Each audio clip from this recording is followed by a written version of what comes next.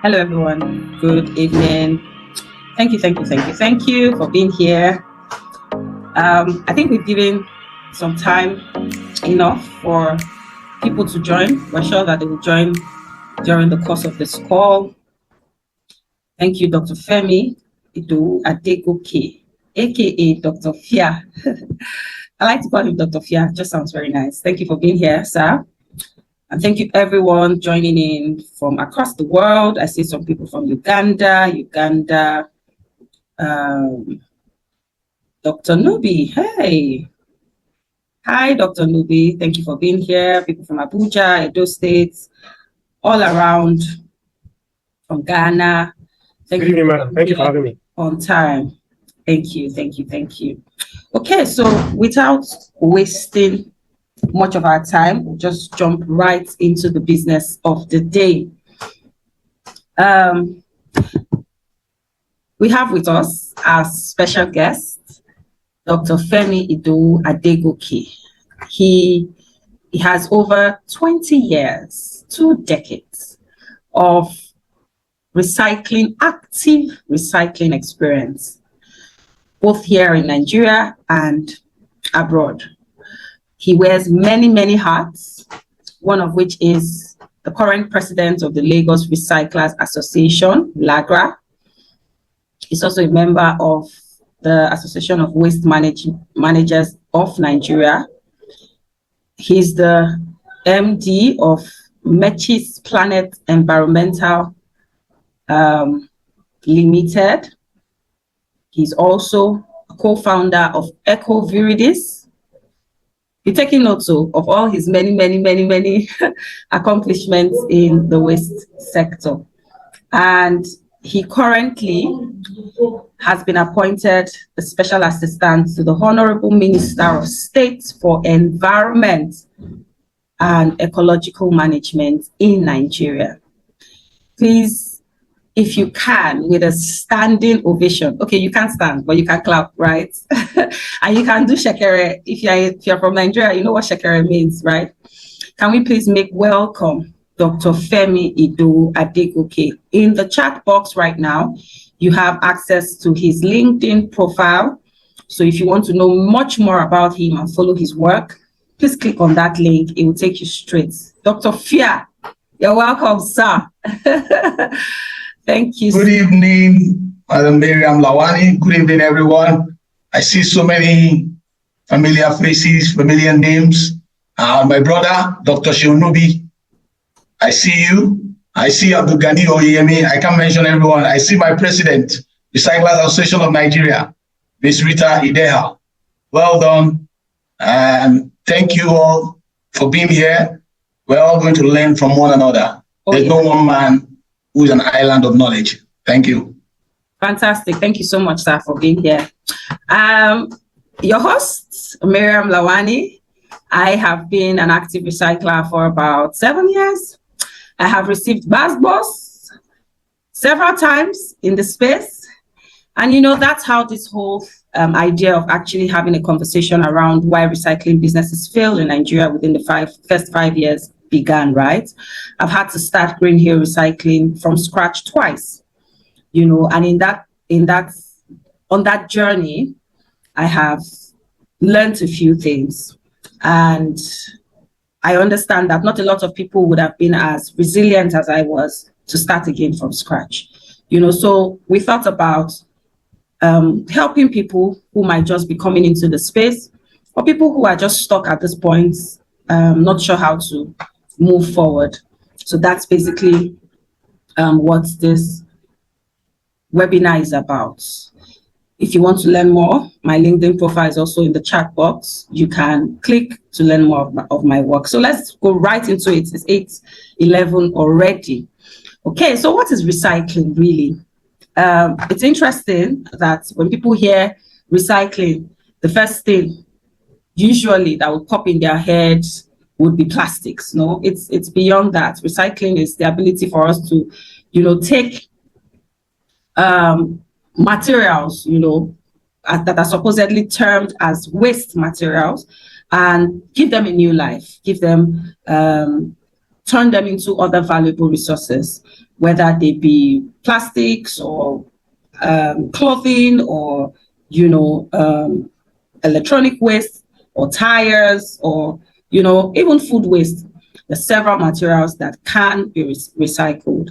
And I mean, there's data out there to show the worth of the recycling industry. According to Statista, the global waste recycling services market was valued at an estimated $58 billion in 2022, right? So it is a proper business and a proper market, a proper space where we can play in, and we anticipate that many more players will come in. However, we've seen people, like I said earlier, come in and leave. And there's several factors why that happens. So Dr. Fia, let's delve into a bit this evening, right? Okay. What would you say are the very first fundamental things? If somebody wants to start a recycling business today, what are the fundamental things they should, pay attention to? I know there's several things that they would eventually worry about, but first things first, like they say, first of all, introduction, right? What are the first things that they should pay attention to? So let's take it away from there. Thank you, sir. Okay, thank you very much, Madam Miriam Lawani. This is it's an honor for me to be here. And I will say, from the question you asked, it is one of the fundamental. There are, like you said, there are various ones. But one of the very first one is to first understand your location and your locality. When you understand your location and locality, and then proximity to the source of raw materials, to source of our recyclables that we're talking about, you need to first understand that. There's a lot of people who come with passion. Passion is needed, is very key. Or from passion, you need to get knowledge.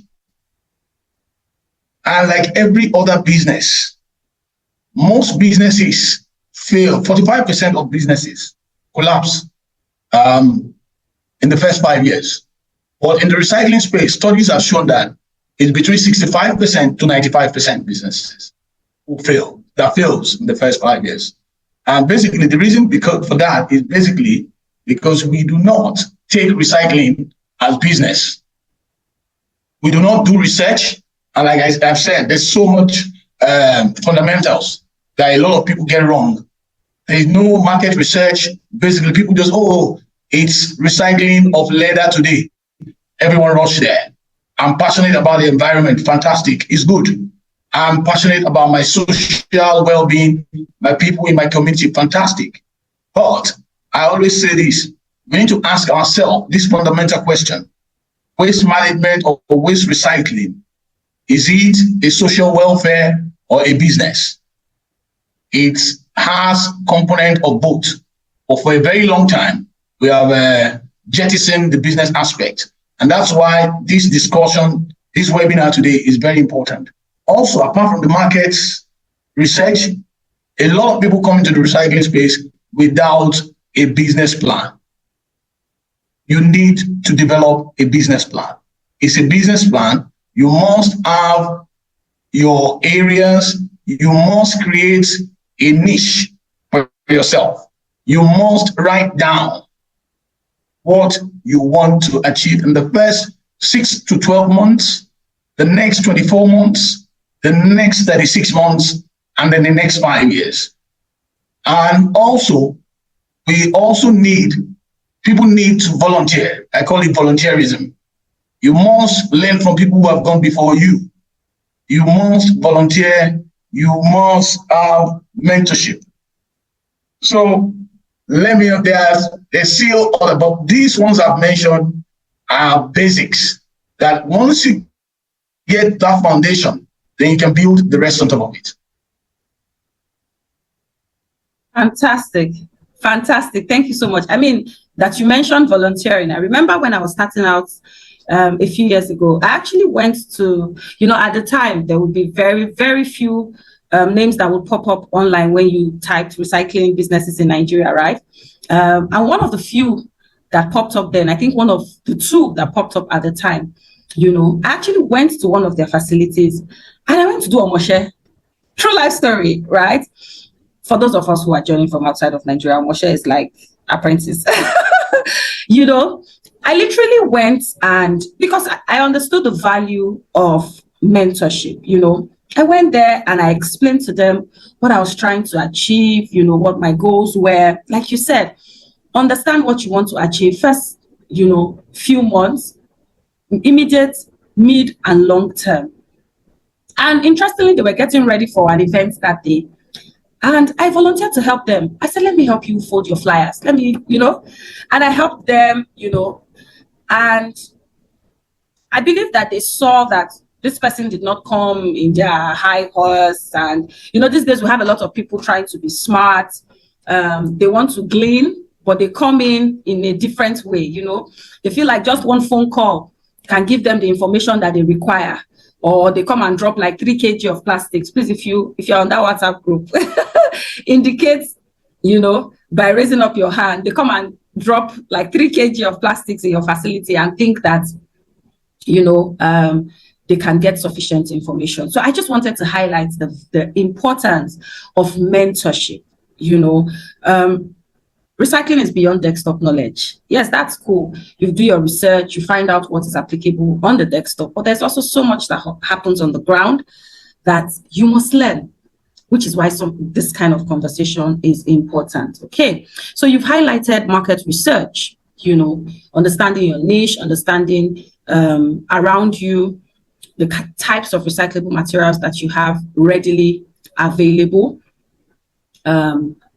identifying proximity, right, to that the source of your raw material, getting a business plan, ready, very critical, volunteering, and the value of mentorship. Thank you so much. Now, Dr. Fia, what are some of the risks, the risks and the challenges in this space?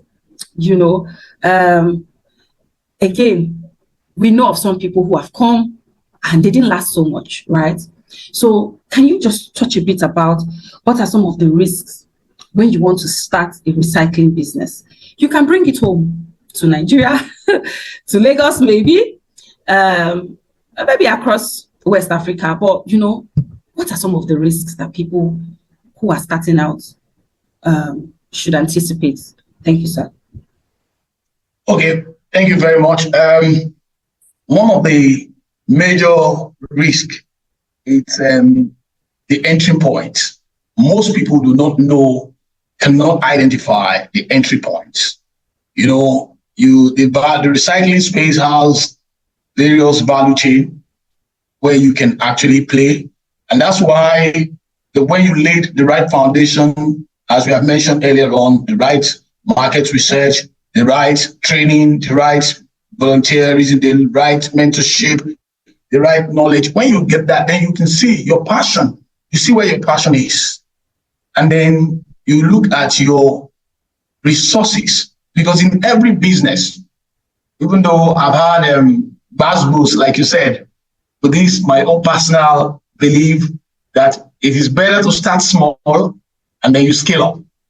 A lot of people, some people come in big and go to the high end, which is the finished product. They have the finance, they have the wealth to do. They are just business people. They've done their mathematics. They've understood the debits and credits ends of it. So they have the resources. They go straight to the mainstream and they are successful because they are business people. They are not environmental person. They understand the business and they come in for it. That's understanding their entry point. But most people in the recycling space, bringing it home to Nigeria now, who fails are people who come in with passion, which is good, but not understanding the market space and not understanding their entry point, where you're supposed to be a collector, you want to be an aggregator. You struggle, get families funds to get the machinery. First, you don't even understand the workings of the machineries. You don't understand the maintenance of the machineries. And so you begin to battle. The recycling industry is not something you learn the fundamentals as you go along. No. As you said, I've been in this space for 23 years, to be precise, since 2001 as a young master's student. I wanted to do oil and gas. Then I saw waste recycling in England, and it caught my fancy. And I've been an environmentalist, studying environmental management. So it goes beyond that. Even when I got back to Nigeria 12 years ago, I didn't just jump into research. Even when I had, when I'm speaking, people know I have the knowledge. I didn't just jump straight into it. I still went to people that I know were before me. You know, the government agencies, the private sectors. I started off as a consultant, helping people to develop their business plan. I developed a business plan for someone who is big today. And when we started small. We entered as a preprocessor that's converting polypropylene, that's PP, HDPE, and LDPE, converting them to pellets. He was a business person. That's the person who actually gave me real life business understanding before I started studying. I was a technical person coming from England, working in recycling space. I understood all the machines. I know what to do with them. But the market, but because he was a business person, he listened to me as well. Let's start small. I can tell you the business we started in 2014 with 5 million naira is worth over 300 million today.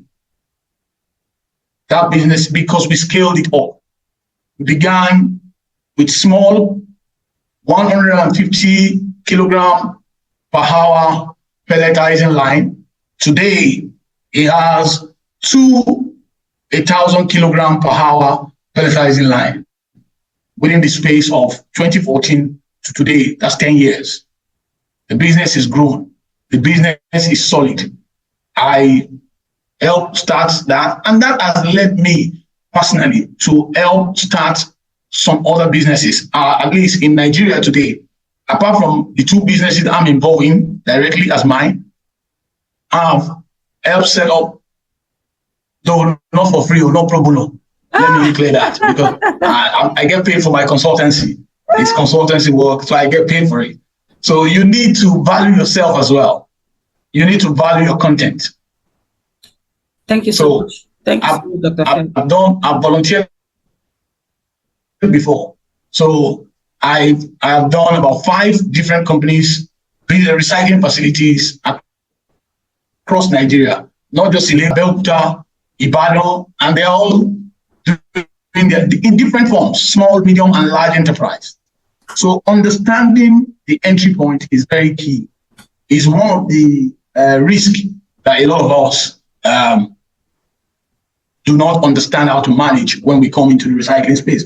Also, let me quickly mention that the mantra for recycling for recyclers should be lowest cost to market and high quality.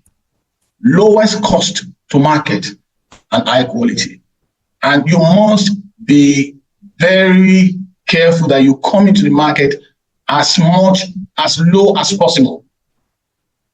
You know, your overheads, the cost of entry, make sure they're as low as possible, and your quality at the end of it, the highest quality. If you get the highest quality, then you grow over time. Thank you. Thank you so much, Dr. Fia. Lowest cost to market and high quality. I was going to say that, can you identify some of these entry points very quickly? Because some people think that recycling is just collection, right? Recycling is beyond collection. I like the fact that you said that you create a niche for yourself and you look to grow. People should aspire to, completing that value chain, as it were, closing the loop, as it were. Begin collection, perhaps at a certain scale, maybe not so much, not so large. We don't all have to be doing 1 trailer of recyclables and selling off to the end users. You can do half of that volume and even convert to an end product, a finished material. So can you just quickly touch on some of these entry points? How can people come in? How can people play? How can they come into the space? What are some of these entry points? Okay, thank you very much. The recycling industry, it's an emerging market in Nigeria. And even globally, it's just in the last 10 years that it's gained so much relevance because of climate change and the role recycling plays in the sustainable waste management hierarchy. Recycling is one of the most preferred solutions. So the recycling value chain starts even from household, from the generator. From waste generator, the person who is generating the waste can begin to add value to their waste resources by separation at source. And then we have the formal and informal collectors who show up at the doorstep. In recent times, we've seen technology deployed for collection process. That's collectors. Then after collection, we have aggregation centers, where if you cannot play, if you have some finance, you have some knowledge, even the collection process, even the household sorting at source needs some knowledge. You need to know what type of recyclables that you can put together, because I will quickly broadly say we have dry recyclables and we have wet recyclables. So you can, at home, you can put your dry together and you can put your wet together. And then the collectors come, the ones who want the dry collect it, the ones who want the wet collect it, because we are always talking about plastic. I know plastic is the most common recycling in Nigeria, but for a very long time, people have been recycling aluminum, metals, we recycle paper, cardboards. So aggregation, there is need for some equipment at that level. Even at collection, you need some logistics. I know the informal sector use their carts. The formal sector, we've come up with tricycles. We've come up with different ingenious ways to pick up waste, to pick up recyclables at doorsteps. And also, the next phase after aggregation is what we call pre-processing. People who actually take it further from just aggregating the volume. When you aggregate the volume, yes, you can bale it, you have baling machine. You move to pre-processing, you can hot wash or cold wash and crush. Then you go to processors. Processors are actually now lean manufacturers, where you manufacture to other products or same products. You can actually, like for PET, like what I talked about earlier on, the PP, HDPE, we convert them to pellets. The pellets are sold to industries who now manufacture new plastic materials from pellets. Same with PET. The PET bottles are crushed and shredded to flakes. They get washed. We have the food grade, we have the non-food grade. The food grade can go back to bottle, which is rPET. The non-food grade can go back, we can make fiber from it. Polyester fiber are made from it. So now then you have the manufacturer finished product, people who actually manufacture recyclable materials that goes to the market. So we need to understand this value chain across board and understand where you can come in. For someone like me, I can tell you, I've been all through all the process as a young graduate, but today I am playing at the pre-processing, looking to become a finished product manufacturer. That's the next phase for me. Fantastic. Thank you, Dr. Fia. I mean, it's also so critical to realize that, even though we're talking about all of these jargons, PP, LDP, I hope, I hope we're not, we need to also remember that there are also different types of waste, right? There's the food aspect. You can even start from collecting just corrugated cartons, brown cartons, for example, and even close that loop. You can collect and begin to produce a raw material that has market value. Our tissue papers, for example, that part in the middle where you roll the tissue paper around, it's made from recycled, cardboards, as it were, and you can. It doesn't always have to be plastics. I see some of the questions or some of the things in the chats, and we would attend to them shortly, right? When you talk about starting out from a certain level and then scaling. I started from the garage of my house, you know, and to the glory of God, today the story is different. I think sometimes we burn out because we come into the space with different ideas, you know. We come into the space immediately trying to measure up to certain people who have gone through different phases, you know, in that journey. And we just come in and we see someone and we feel like, oh, you know, I can get to that point immediately, or, you know, if this person is doing this, I can also do that. And then when you find out that sometimes it's not the case, you then get discouraged and you pack your kaya and go. So we don't want people to be packing up and leaving the space anymore. So Dr. Fia, how do we become profitable in this business? So we've identified the fact that recycling is a business, you know, and we should come into, yes, we can be passionate about the environment. Fantastic. The triple P, you want to, you know, create impact in the lives of people. You want to, you know, make a considerable impact on the planet. Profit. But you also want to be profitable. Profit. Right? I think one of the mistakes I made when I started out, I mean, I was working, I had a very great job. So as far as I'm concerned, I was doing philanthropy. I was robbing Peter to pay Paul. I had a steady salary. I mean, what's wrong can happen, you know? I just kept pumping money, collect myself. I was very enthusiastic, very passionate, you know, and I just kept taking money from my 9 to 5 and just funding my business without understanding the rudiments. It took someone, like you said, to come to me one Saturday. We carried a piece of paper and a pencil. I still have that jotter to today, and broke it down, you know, like nitty gritty. At the time, it was like, what, 20 naira per kg, you know, and broke it down. How even when you are supposedly making, at the end of the day, 20 naira per kg from a particular recyclable at the time, I don't want to focus only on plastics, how you can be profitable, you know. So how to calculate your cost, you know, down to the barest minimum. And it was like a light bulb moment for me. And I realized, oh, wow, I've just been doing philanthropy, right? So people, let's assume that, okay, people have come in from a business point of view. They're not only passionate about the environment, they also want to be profitable. How do they go about it? What should they do? Okay, thank you very much. I'm going to quickly talk about two major things on this question. The first one is, first, if you're going into recycling, you must do multiple stream. You cannot look at, I just want to do plastic bottle.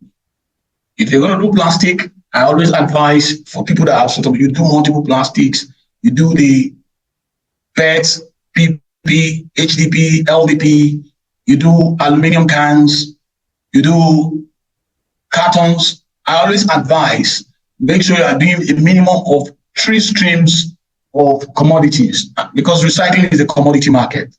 So you're doing minimum of 3 streams. That's one way to be profitable, because when one is low on price, 1 or 2 others will sustain your business. So you cannot do single stream. That's especially for those who want to enter as at the base of the pyramid.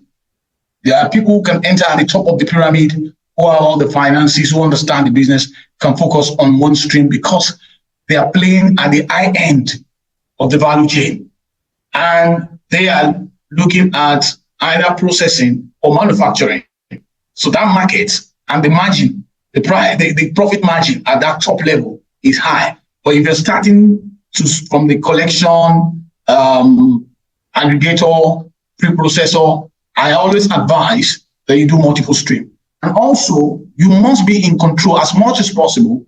You must control your feedstock, because you must have a level of control of your feedstock. And because recycling is a business, the 2 customers end. Our suppliers are more important customers than the customers for our finished products. You will need to have that understanding. I have imbibed that in my business everywhere I've been.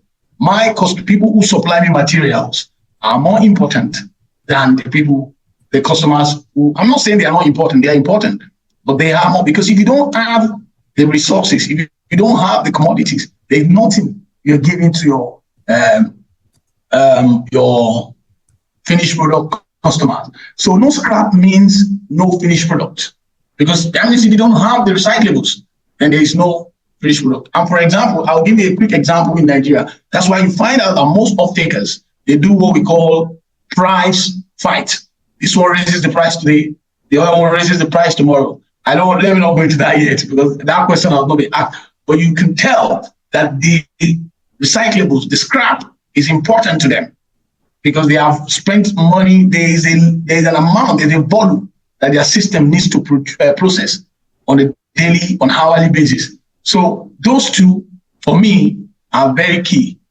You need to do multi-stream collection, pre-processing, or aggregation of recyclables, and then as much as possible, you must control your feedstock, and that is placing importance on your supplier, customer. Fantastic. Control your feedstock. Control your feedstock.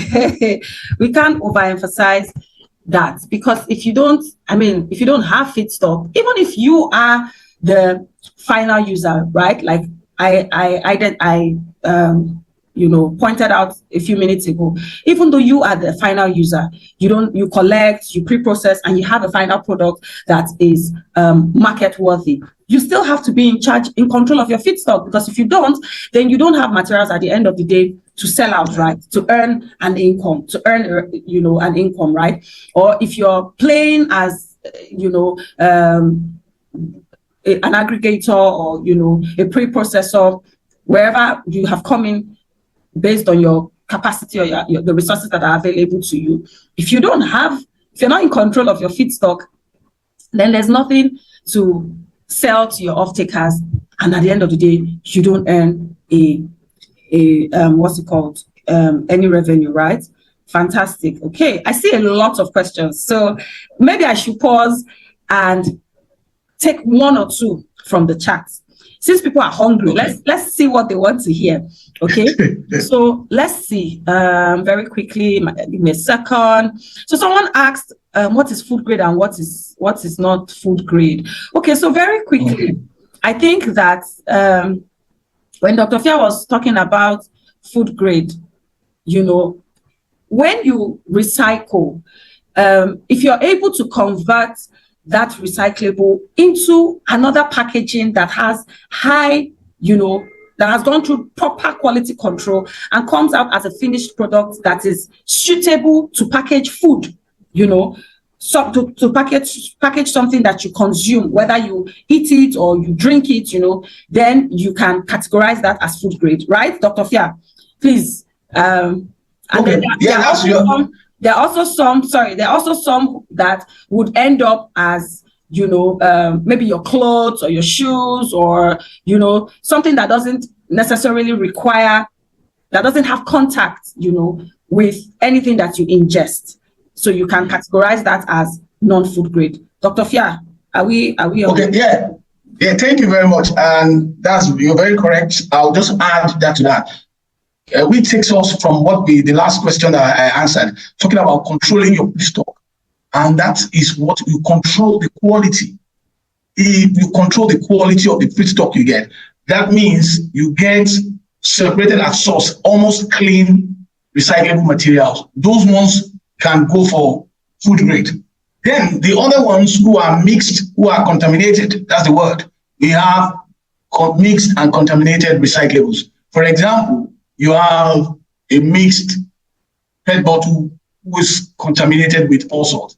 It doesn't mean it cannot be recycled. It can be recycled. It just has to go through some more processing, but it might not be able to go for food grade material. You will not be able to make bottle to bottle, or like Madam Miriam said, for human consumption, for food again. But that type of material will now be treated and processed and then manufactured our fibers that is used in making polyester clothing, trainers. I have 2 trainers that are made from PET bottles. Fantastic. I visited the facility in UK myself, and I bought it and I wear them. And I pride myself to tell people I'm wearing trainers made from PET bottles. Fantastic. So those ones, you will not use food grade material to do that. So yes, you're very correct. Thank you. It's interesting to even note that even here at home, we have a couple of, would I call them manufacturers that actually make, Converters. that make materials like bags or shoes, from recyclable materials. Rita Idehai of Ecobata. We also have Adegoke Lasisi of Planet 3R. These are people who have found good use for perhaps difficult to recycle materials, or the pure water sachet, and they're able to convert them into bags or shoes, so that you see like an end product that has high market value. Fantastic. So now that you even talk about end products or food grade and all that, somebody says let's not neglect the organic fraction, which is also recyclable. Compost or BSF. Fantastic. This should be priority to separately collect this stream. Then other streams automatically are cleaner and easier to recycle. We see your point, very fundamental point, to say that if we are actually, separating our organic, I think Dr. Fia mentioned it when he said dry and wet, right? If we're actually practicing separation and segregation from source and removing our dry waste from our wet waste, like our food waste and the likes, it makes that process seamless and easier. And you actually have higher quality recyclables at the end of the day. Okay. So I see, let's just take this question and then we'll go back to our discussion. What is the best way to set price for the value of various recyclable material without incurring loss? Considering unstable markets and other overhead costs. Dr. Fia, what is the best way to set price? I can write a whole book on this question for the value of various recyclable materials. So this person has identified that, okay, I want to do multiple streams, right? I want to be able to, collect multiple streams of recyclable materials, like you said, so that when one is perhaps not as favorable, I can lean on the other. And he's saying, how do we set price for the value of these various recyclable materials without incurring a loss? Before you answer the question, let me share one funny story. I said I've seen that go, Sally. I remember when I started doing philanthropy, not recycling. I was doing philanthropy. So collect money, collect plastics. I collect my salary. I, disburse, collect plastics. I think it took me like maybe 3 or 4 months. I hired somebody at the time, right? So when I go to work, my 9 to 5, the person was supposedly seeing after the business, right? Take notes that I did this. And I was paying the person the salary. I think at the time was like 60K. This was like 2016, 2017. I was actually paying that person 60K as salary. Now that I think about it. So it took like 3-4 months.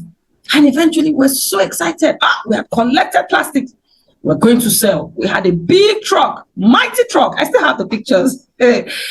Come around and load these plastics, right? They were loose bottles. And by the time it got to the facility, I think it was like 1 ton something.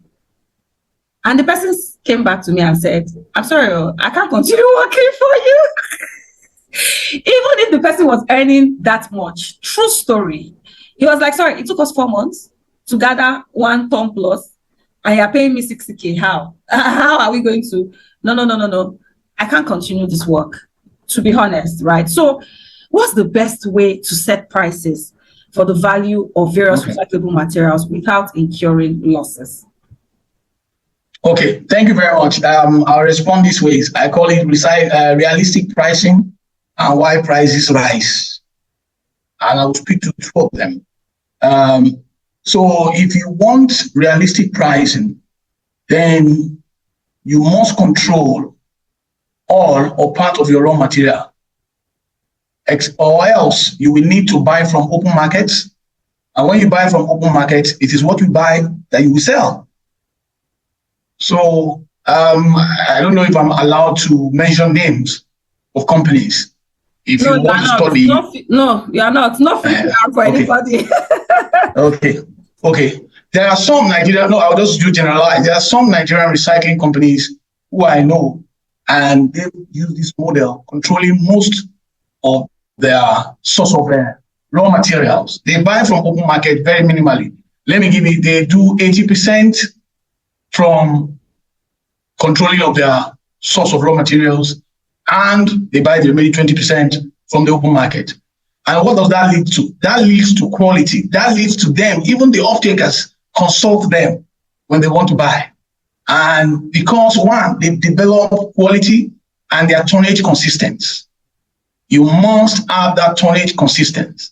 If your quality is good and then you have the tonnage consistent, then you'll be asked on how much you want to be paid for it, because they know you can give them, for talking state, you can give 200 tons a week for discussion's sake. Okay, so how do they? And let me finish.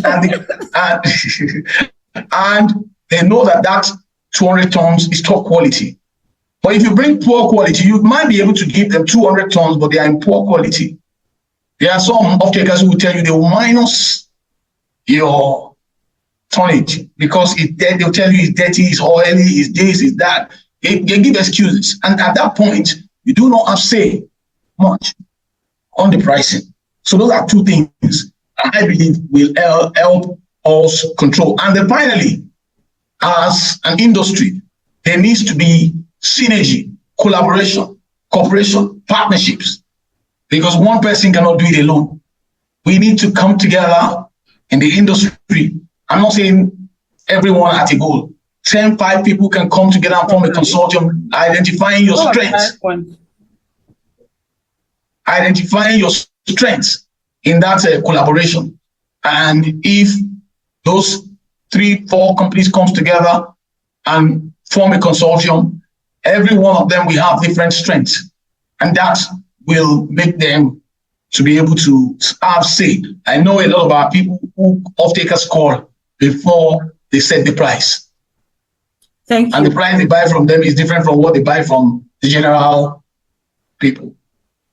So fantastic. Tonnage consistency. Abdul-Ganiyu, I hope we've addressed that question. Tonnage consistency. So I think it's also critical to join certain networks. I think that's the value of being in certain networks where you have access to information. Because from your question, I feel as though you're concerned about, okay, how much do I buy from people if I were to buy, right? Or how much value do I give back to communities? If, for example, that's my model, to pick up from doorsteps or households or the likes, or pick up from the source of generation, what value do I then give to them? Taking into consideration all my overheads and ensuring that by the time I sell, I have a decent margin to remain profitable, right? I believe that's where you're coming from. So to be honest, because the sector is still very, informal, it's still very largely driven informally, not very structured yet, which is part of what we're looking to bring into the sector, right? To bring some structure.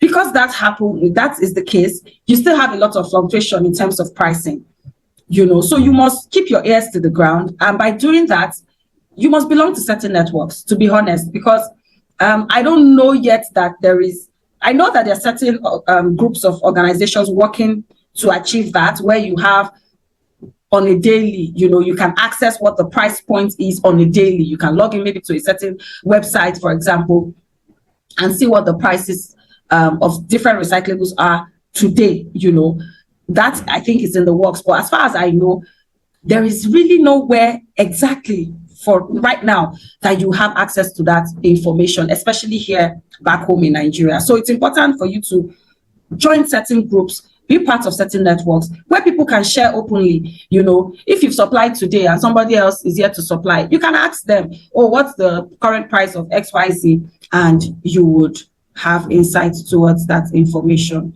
Thank you so much. Okay, so how can market research be done appropriately, and what could be the best door opener for a recycling facility? Interesting question. Dr. Fia, let's talk about this very quickly, and then we can address health and safety risks. So the person says, how can market research be done appropriately? And what could be the best door opener for a recycling facility? Okay, the market research, the person, anyone who is coming into the space today, I can tell you that doing market research is much easier now than compared to the last 10, 15 years back when some of us started in Nigeria, because there were no data, no information. But today, there are a lot of industry players in Nigeria. You can do like normal research, you do your desktop findings, and then you do the practical field work. The recycling is like any other business. Is even a heavy manufacturing business. You must do your field work. You must go out there and identify the materials you want to recycle. You must know what the cost is, and you must also be able to understand the projection of how the market operates annually. I say this to people every day. The market, certain period, the commodity, because it's a commodity market, the demand and supply has a role to play. And at a certain time of the year, the same demand and supply plays a role. For example, in, I think it was 2012, 2013, even when you have collected and billed, you have done sorting, remove label, remove cap, and compress with your baler, what you get for it is 45 naira per kilogram. Then you were buying loose material at 20 naira per kilogram. And people were like, what is this?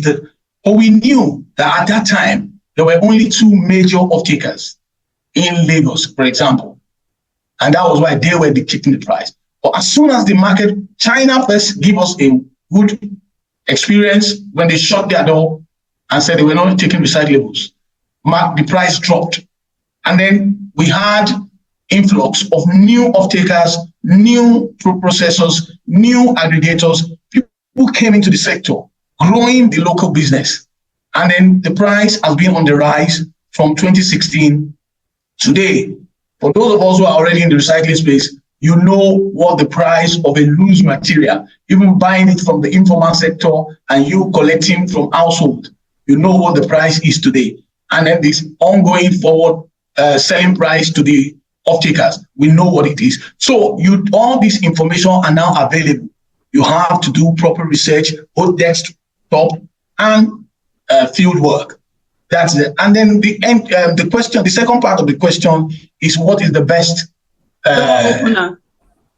The best door opener. The best door opener. The best door opener in the recycling space is, if you have the resources right now, I will say, if you have the real resources, go to the top of the pyramid, where we need more off-takers. We need more off-takers. But if you don't have that resources, you can come at the base or the middle of the pyramid. That means you can be a collector. You can come with your own ingenious system of collection. A lot of our people have come with different innovative collection models. We've seen people doing door-to-door. We've seen community collection. We've seen people using the political structure in a community to collect recyclables. And the people get paid, get incentives through the award officers. So you just have to be innovative and creative to come into the market. So, but if you want to go to the top of the pyramid, it's allowed as well. It depends on your research and your resources. And then you must have a business plan. I cannot overemphasize that. You must have a business plan. You must always constantly learn, do research and development. You must research in the industry, continuous research and development, continuous learning, continuous business development also is very key, depending on which of the value chain entry point you choose.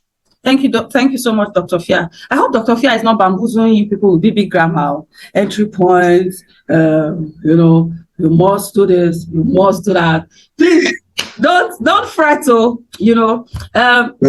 just normal words. It's funny when I was putting out this post, I just smiled. You know, people come and say, there's waste everywhere now. It's not just to collect waste. And I said, there's a method to the madness, you know. Yeah.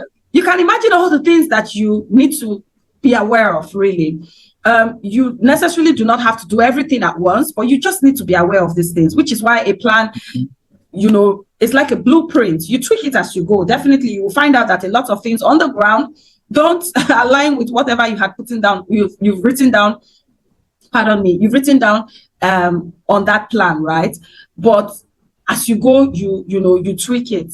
Your plan then becomes a live document, an active document that you can tweak as you see the market respond. It's 1 minute past 9. We're very conscious people. We're not going to keep you too much, but let's just touch on a few more points as we begin to wind down. Somebody says, my question is regarding how one addresses the issue of electricity and its impact on running this business. This person is in the cocoa of the matter. How do you deal with electricity and its impact of running the business? I would assume that this person is in Nigeria, you know, to be asking this question. Definitely. And it's a real problem, right? It's a real issue. So what can we do, you know, because we need power to process, right? How do we navigate that? And can we exclude it? Can we look for other ways? You know, what can we do? Okay. Thank you very much. As said, I'm an environmentalist, but in the case of Nigeria, our manufacturing industry is still predominantly dependent on fossil fuel. So most of us use diesel. So what I always advise is you must have mixed electricity supply. Mix. That is when your business is going to be sustainable. That's one. You must have mix. You cannot depend solely on the national grid. I suffered that in 2016, 2017, when I was depending solely on national grid. What that does is you underutilize your machineries, and then you have a machine that can do 100 kg an hour, but you're only able to run it for 4 hours a day because you're dependent on national grid. Yeah, and that's a machine that has the capacity to function 8 hours and then 4 hours rest and do another 8 hours. That means you can actually, if you have constant electricity, you can actually run your system for 16 hours a day. But when you are only having electricity for 4 hours, so the way to maximize that is to have an energy mix. When there is national grid, you maximize it. When there is none, you use diesel, but you don't use too much diesel. You don't run diesel for 12 hours. Yeah, people do it because they want the business done. But I always advise you must have energy mix. Maximize when there is national grid so that your footprint, your carbon footprint also. Yeah, you cannot say because you are recycling, you are emitting carbon emission on an uncontrollable way as well. So there is a need for energy mix. Also, you can bring in solar, not for your machineries. I've not seen anyone using solar or recycling machineries yet. But what you can do with solar is other energy requirements within your facility, like your light bulb, your pumping machine. You can put them on solar. You know, your AC, things like that, you can put them on solar. And then you know that your machine is solely on national grid and your backup energy source, which is diesel. That's the best way for now. But we hope that we will get energy right in Nigeria one day, get the source of power right. Yeah. Amen to that. Amen and amen. And across, you know, across the country and even, you know, in our neighboring countries as well. You know, we have some people joining from Ghana, from Uganda. They might have somewhat more stable systems in terms of power. But I mean, even in Nigeria, we've heard that, you know, we can maximize by ensuring that we have cleaner sources of energy to combine whatever fossil fuels we are using for our work. Okay, Dr. Fia, very quickly, risks.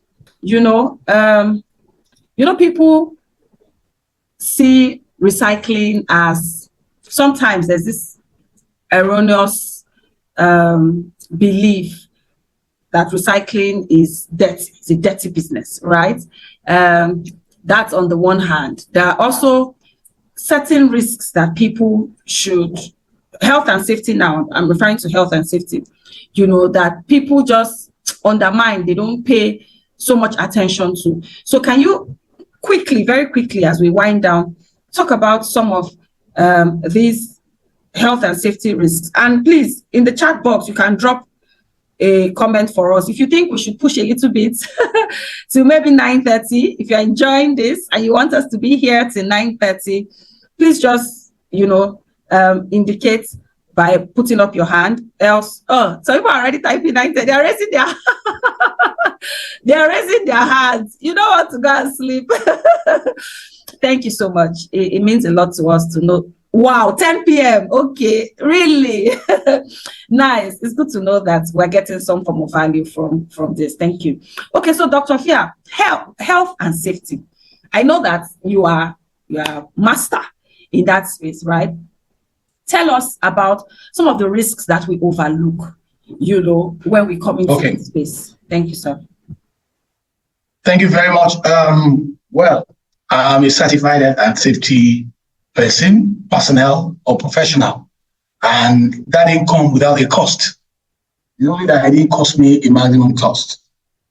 The truth is, we take recycling, everybody thinks recycling is a fringe industry, but the truth is waste management generally, and including recycling, are essential services. And once something is essential, we must take the health, safety, and the environment, HSE. We must take it serious. And I'll start from the proper protective equipment, PPE. As small as they are, gloves, overall, air plugs, eye goggle, proper footwear, these are very, very important part of our industry that you need to entrench in your business. And because the recycling facility or the recycling environment is a high risk area for even the workers and non-workers. So you need to always abide by health and safety procedures at all times. For example, if you're a picker or a informal waste collector, I know we see most of them, they collect waste, picking up waste with their bare hands and all of that. But you know, they're making money. I've always said this to them. You're making money, but you are keeping a lot of sickness inside of you. You find a lot of them, the money is used for one thing or the other at the end of their working time, they do not have good health. So you don't want to be in recycling and at the end of it, you don't have good health. So you have to adhere to proper safety, health and safety procedures. Also, your PPE can save you, just like mine saved me some 4 years back. You know, I've been so used to the machines. When some of our machines cough, I know what is going on, and I go straight for it. And complacency is not allowed in a recycling facility, in a manufacturing facility. You're not permitted to be complacent with health and safety procedures. What happened, I don't know whether you can see my hand. For some of you have met me before and you've seen the mark. My hand, this part of my hand would have been chopped off if I wasn't wearing a proper protective equipment on this fateful day in 2020. What happened, our washing line was operational. We were running against time to meet our supply, and the washing line just shut down, stopped. I knew what was wrong, because for it to just shut down when the electricity was still on, I knew there'd been a clog in the wheel. So what did I do? There's a knob on the machine. I turned it off, unknowingly to me that the knob for switching on and off was not working. So I switched it off. I thought I'd switch it off. I put my hand with my overall on, with my gloves, everything. I was properly kitted. And that was what saved my hand on that fateful day. So I went, got the clog out, and immediately, as I picked the clog, before my hand left the machine started working. But luckily, I've always given health and safety tips to my staff. One of them, before the machine was still squeezing my overall. It wasn't it's the squeezing that peeled my skin, that mark that you saw. But if there was no overall to squeeze, it would have squeezed my flesh and my bone immediately. So my staff saw that my hand was in there, and he went straight for the electricity exchange meter. He switched off the whole exchange in the whole facility. And that was what saved my hand that day. And thank God, two things to take away from that is that I was a bit complacent because I know the machine. These are machines I've operated, I've known for almost 15 years. I've been operating machines, I've set up machines. So that's been complacent. And secondly, thank God that in my facility, we have regular safety briefing.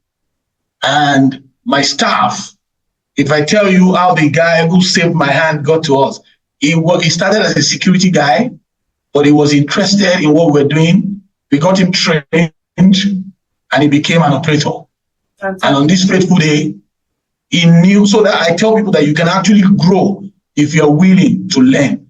He was the one who went and switched off the electricity, and then I still have my two hands today. So health and safety is key.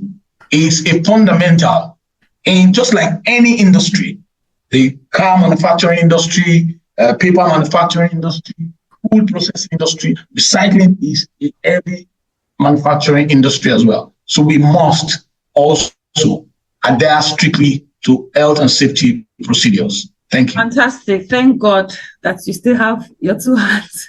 Yeah, I still have my two hands. Thank God, oh, you still have your two hands. So please, let's take notes. Okay. So very quickly. What are some of, if we talk about metrics, measuring and monitoring, they say if you cannot measure it, you can't manage it, right? Yeah. How do we ensure, and monitor a small and medium scale recycling business? I mean, we're talking about some of the things, all of these questions are questions that you put out there. I mean, people who registered for this webinar put out there some of the questions they would like to be addressed, right? So even though we're sharing from our personal experiences, we're also we're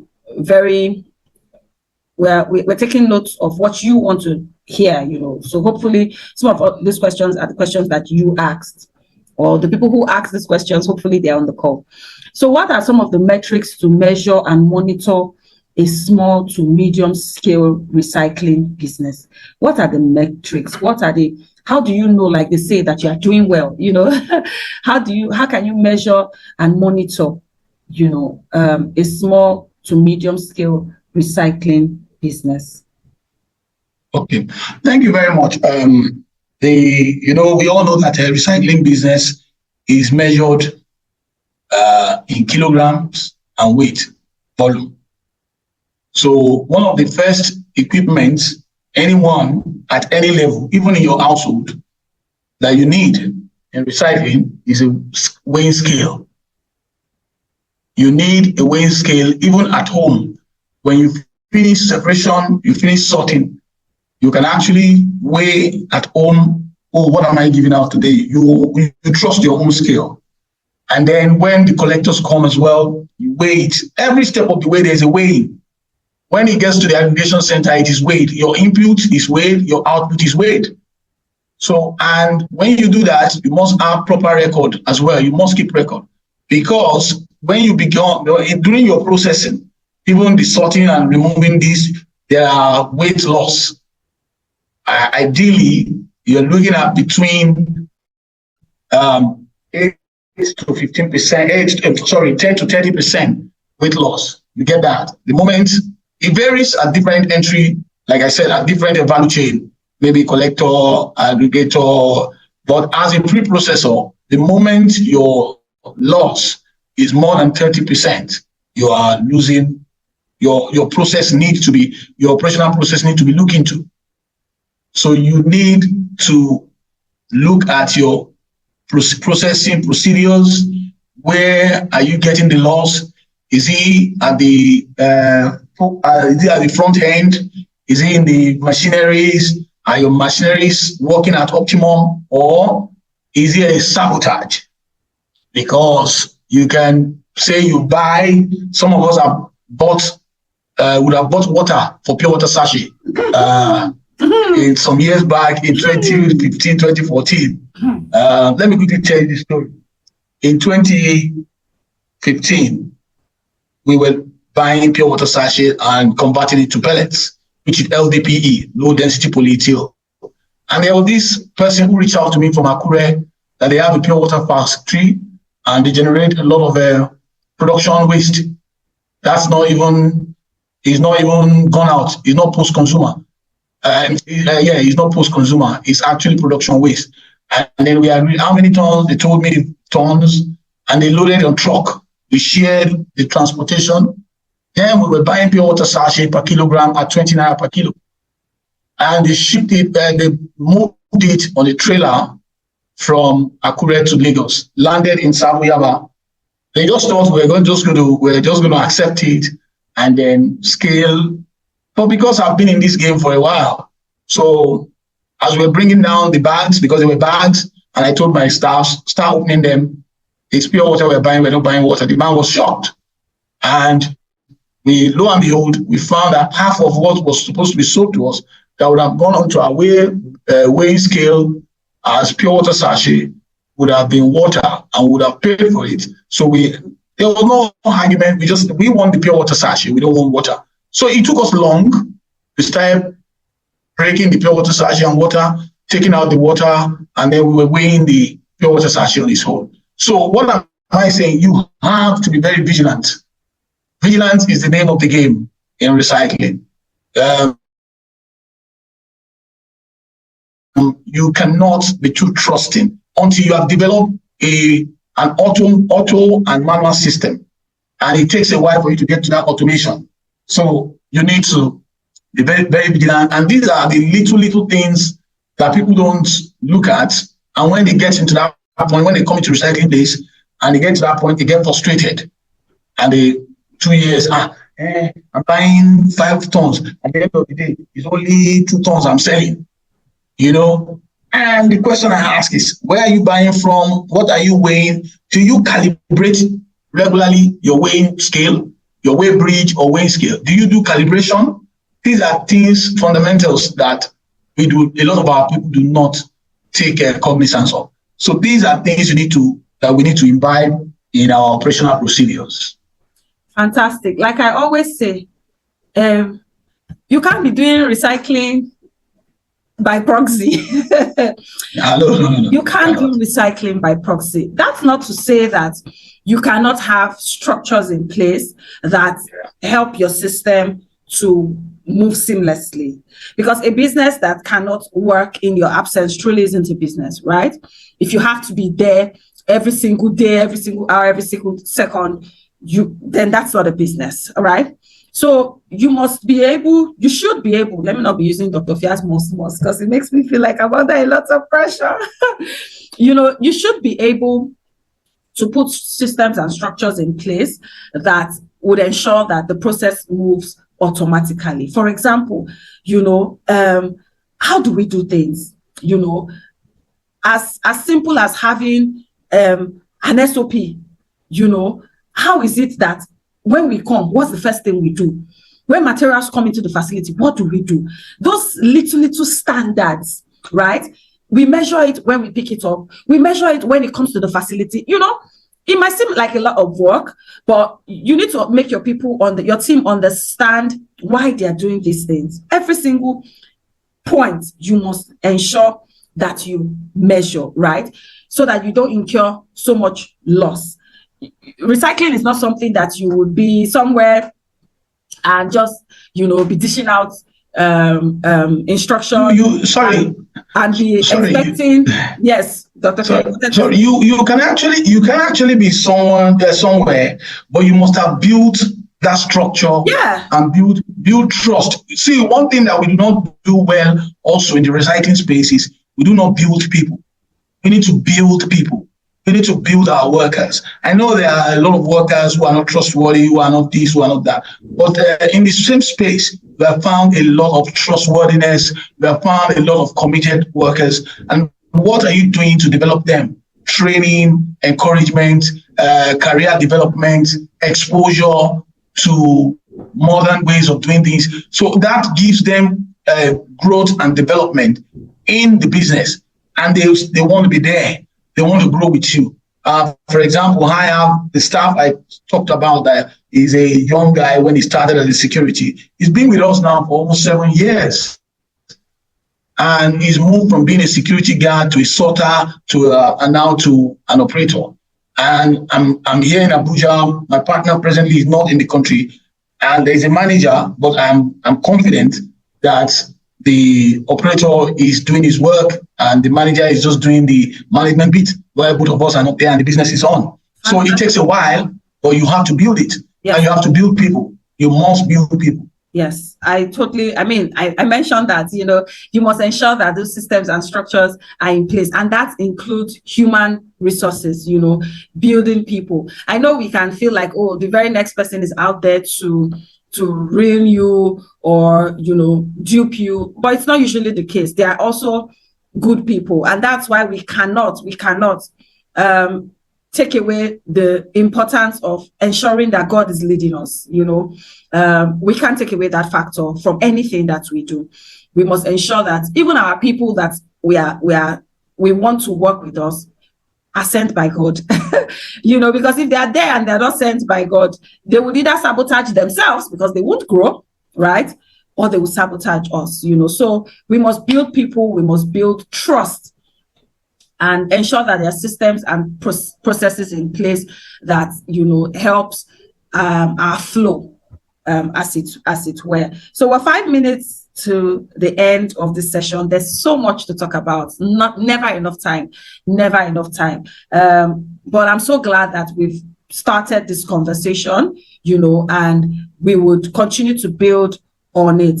We'll be dropping a feedback form shortly in the chat. Please do well to complete it. It won't take more than 30 seconds of your time so that we would improve on our next webinars, because we want to build this system, right? We want to build this sector, and we want to find out what people want to learn about so that we can share openly. All right. So finally, please don't log out. I see people saying it's been an insightful session. Please don't log out. We're still here. We're going to take photos. Thank you. We're going to take photos and we would quickly fill the form while we take our final questions. Parting word. I want to leave something for us. No, we're not done, Dr. Fia. Before you even go to parting words, we still have one question for you. I hope you're not tired. Okay. Okay, so... No. I'm tired again. Okay, so fantastic. I think I should just touch on this part. Now, a lot of people think that, recycling is a space where you can just get grants. Yes, it is, right? Dr. Fia alluded to the fact that because of circular economy and climate change, especially because of climate change, you can see that the entire world is, beaming its light on circular solutions, right? So you can get some funding, for your business. But can I just say at this point that please don't come into recycling expecting to thrive on grants. Absolutely. Please. Yeah. That is one of the biggest mistakes that you would make. Let the grants be the extra, right? Let it be the icing on the cake that would help you to scale or to go into bigger markets. But let that not be your sole motivation for coming into the space. If you didn't take anything away today, please, because you would burn out. Trust me, that grant money, you wait to finish, There's no time to it. Do you understand? And then when it finishes and you can't show value for it, you then put yourself in a funny situation because subsequent grantors will not want to deal with you, So we must deal with this, come into the space as a business, as any other business, as if you're coming to sell spare parts or you're coming to sell vehicles. How many people give grants to people who sell vehicles, right? Come in with that mindset. And then, yes, go for the grants. And we'll be hosting a webinar soon. Please be, keep up with our work, so that you can see when we talk about these things. We'll bring a guest on board very soon to talk about how we can actually access grants for our businesses. So by all means, it's giving, right? But don't come into this space expecting to thrive on grants. That would be one of the first ways to fail, right? The title of this webinar is Why Recycling Businesses Fail in the First 5 Years, right? That is one way you can definitely fail if you came in because you wanted to access grants. Take it from me. I have gotten lots, at least a good number of grants, and I understand. So that, Dr. Fia, what are your final words as we quickly click on the link in the chat box to give us feedback? Dr. Fia, please, what are your final words? Okay, thank you very much. And I want to say thank you for everyone who started and are still here at this point. Fantastic. It's been a good discussion session. For me, innovation is the game. We must be very innovative in the recycling space. Innovation, innovation, innovation. And then recycling remains an entrepreneurial business. We must understand that it's an entrepreneurial business. Recycling is changing all the time. It is impossible to recycle scrap if it's too expensive to buy. The drive towards lower quality feedstock seems unrelenting, and such scrap materials bring all sorts of new operational and quality issues. Recycling companies need to be constantly looking at new markets. We must constantly look at new markets, new processes, new inputs, and this needs an entrepreneurial team. And what does that mean? We must be willing, as individuals, as companies, we must be willing to work together and in collaboration and partnership. Thank you. Bravo, bravo, bravo. Thank you so much, Dr. Fia. Again, like I said, we could be here to 12 midnight and there's still so much to talk about. So we're building, right? This is the beginning of a series of several conversations that would happen, right? Across the recycling space, several, so many more to come. So please be on the lookout. We would continue to talk about different aspects and have different conversations that would hopefully guide us and help us to, navigate better, to overcome some of these challenges that we face, right? So please be on the lookout. I would like us now to please turn on our cameras. I hope that we have completed the feedback form. If you haven't done so, please admin repost the link on the group so people can, give us feedback and tell us ways that we can improve. And then if there are other areas that you want to hear about, you want us to bring on other experts, please give us your feedback as well. So if you don't mind, please, can we turn on our cameras and smile? Thank you, Abdulaziz. That's my brother's name, by the way. Please turn on your camera so we can take a very nice picture. Oh, I see Mr. Sheon Nubi that asked about electricity. I can imagine. My brother. Dr. Sheon. In this game. Hey. Dr. Sheon, well done. Oh, thank you. I see. Admin, please, are you ready? We can smile. There's still some people still coming up. Yes, we'll be taking it in bits. Admin, let us know when you're ready and let's just smile. I see you. With Steve. Well done, I see you. Oh my God, I'm seeing my people here. Mr. Ludo, do you understand what Steve means? I see Mr. He said no. Steez is style and ease put together, So when you're posing for the picture, pose with style and ease. Just make it flawless, Just like me, like this. Steez. Yeah, it's just called steez, Just make it seem as if nothing's happening, So that's what it means. I hope you've gotten that today. Thank you for joining us. So admin, please let us know. Please smile.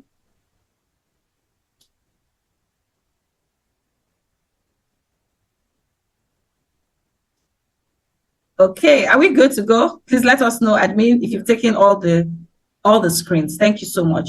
Thank you, everyone. I mean, this has been fantastic. Thank amazing. you very much as well for organizing this. So amazing. Thank you so much to the 30 of us who are still on this call. At some point, we were, much more than this, but you stayed till the end. Thank you so much. We really, truly appreciate you. Next week, we will have another expert. So come and learn. And we know that there's several other questions that might not have been addressed on this call. So we will continue to have these webinars. We'll continue to discuss these things and hopefully have many more players. Somebody said the sector is, what's the word? Already choked. And I said, what? Choked? Do you know how many more people we need in here? If we do an analysis of the volume of waste that is generated to the people who are currently actively working to addressing that waste, we've not started, and there's so much. There's sawdust, for God's sake. Who is recycling sawdust? Who is turning it into briquette, exporting it? Yeah. Do you see what I mean? There are people, but they're very few. Very few. There's so much more. Yeah. The areas that we can play the organic waste to compost, it's huge because it's a huge market. 60%, 50 to 60% of our waste is actually organic in Nigeria. So that's why we need to be looking at new markets, new processes. Fantastic. So if we can crack that bit around storage, logistics around that food waste, so there's so much that we can do. We can begin to mine out of this billion-dollar sector. So please, let's continue to engage. Let's keep in touch. Our LinkedIn profiles had been shared at the beginning. If you didn't join at the beginning, you can click on them. Let's learn from each other. And be better together and stay stronger together. Dr. Fia, God bless you. God honor you. Thank you so much. Thank you very much For being, thank you too. The other experts have so much work to do to continue in this, in your shoes, in the way you've started. Thank you so much for being the first guest on this series of learning and sharing within the recycling space. We appreciate your time. Thank you, everyone, every single one of you. You're most welcome. Thank you, everyone, for being part of this. This is a new beginning. It's a great one for us. Yes. Yeah. Thank you so much. God bless you. I really, truly appreciate you. I don't take this for granted, to be honest, that you all took out your time, your data. You forsook sleep. You could have been sleeping right now. Thank you so much. I hope that you've completed the feedback form, and we will see you in another episode. Look out for it next week. We'll come back to you with another episode of these conversations. Thank you. As we ease out, please don't leave without filling the feedback form. God will not be happy with you if you don't do that.